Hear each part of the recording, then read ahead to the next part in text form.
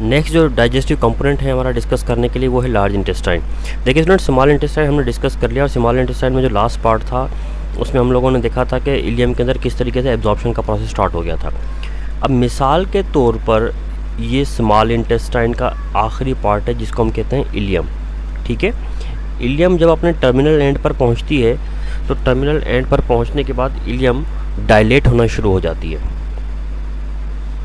यानी यहाँ पर आने के बाद इस इलियम में थोड़ा सा डायलेशन स्टार्ट हो जाएगा और डायलेट स्टार्ट होने के बाद इसका डायमीटर पहले के मुकाबले में थोड़ा सा इंक्रीज़ हो जाता है और इंक्रीज़ होने के बाद अब यहाँ से आपकी लार्ज इंटेस्टाइन स्टार्ट होती है, यूँ करके ऐसे।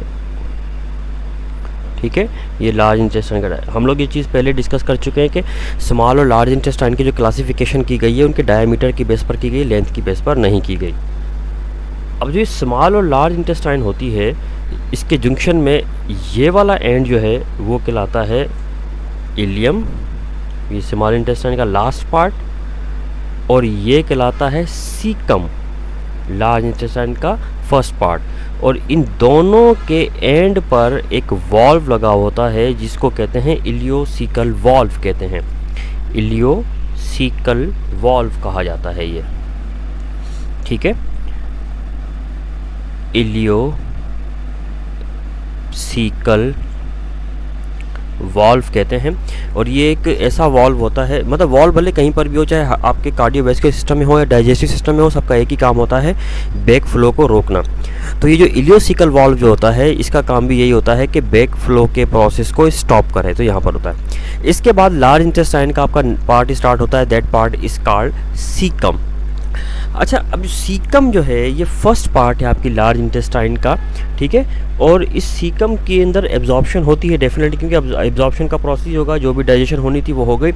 यहाँ पर आकर वाटर की एब्जॉर्प्शन शुरू हो जाती है। ठीक है, और इसके अलावा सॉल्ट्स होते हैं वो एब्जॉर्ब होते हैं यहाँ पर, और मिनरल सॉल्ट्स वगैरह इनकी एब्जॉर्प्शन चलती रहती है।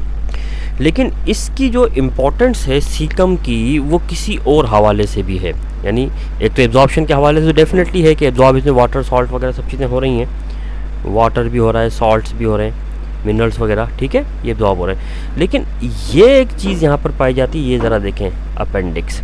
आपके जो सीकम है इसमें एक 18 सेंटीमीटर की ब्लाइंड ट्यूब होती है। ठीक है, ब्लाइंड ट्यूब का मतलब है वो ट्यूब आगे से बंद होती है, बिल्कुल ऐसे ये ट्यूब पाई जाती है, और इसको कहते हैं वर्मी फॉर्म अपेंडिक्स कहते हैं इसको। ठीक है, this is called vermi form appendix. Vermi form का मतलब वॉर्म लाइक अपेंडिक्स, ये वर्मी फॉर्म अपेंडिक्स कहलाती है चीज़ ये। अच्छा, अपेंडिक्स जो होता है ये हमारे अंदर एक वेस्टिजियल ऑर्गन है, मतलब नॉन फंक्शनल। अगर इसको निकाल भी दें तो कुछ भी आपके ऊपर असर नहीं होगा, आपके किसी भी फंक्शन के ऊपर कोई असर नहीं होता। ये वेस्टिजियल ऑर्गन होता है, यानी नॉन फंक्शनल ऑर्गन है। लेकिन इसका फंक्शन हर्बीवोर्स एनिमल में बहुत इंपॉर्टेंट है। हर्बीवोर्स एनिमल जो होते हैं उनमें ये बड़ा इंपॉर्टेंट है। वो कैसे? क्योंकि ये जो अपेंडिक्स है ये जो कुछ बैक्टीरिया, सिम्बायोटिक बैक्टीरिया को एक शेल्टर प्रोवाइड करता है, और वो बैक्टीरिया एक एंजाइम बनाते हैं दैट इज़ कॉल्ड सेलुलोज। और इस सेलुलोज का जो एंजाइम है सेलुलोज की डाइजेशन स्टार्ट कर देता है, इसलिए वजह से वो घास बासानी डाइजेस्ट कर जाते हैं, क्योंकि वो बल्क क्वांटिटी में सेलुलोज को यूज़ करते हैं एनिमल्स, तो इसलिए उनके अंदर ये डाइजेशन का प्रोसेस हो जाता है।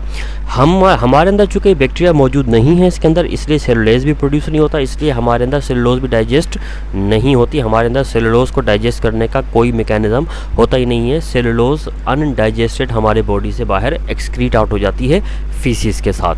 ठीक है, अच्छा, सम टाइम क्या होता है कि अपेंडिक्स का माउथ हमारे अंदर क्लोज है, ये ओपनिंग क्लोज होती है, लेकिन कभी कभार क्या होता है कि जब डाइजेस्टिव मटेरियल यहाँ से गुजरता है तो वो अपेंडिक्स की ये ओपनिंग ओपन हो जाती है, जिसके बाद वो डाइजेस्टिव मटेरियल आहिस्ता आहिस्ता अंदर जाना शुरू कर देता है।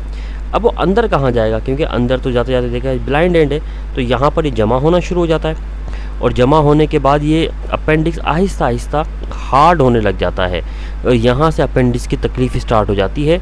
इस प्रॉब्लम को अपेंडिसाइटिस कहते हैं, अपेंडिसाइटिस कहते हैं इस प्रॉब्लम को, ये शुरू हो जाती है।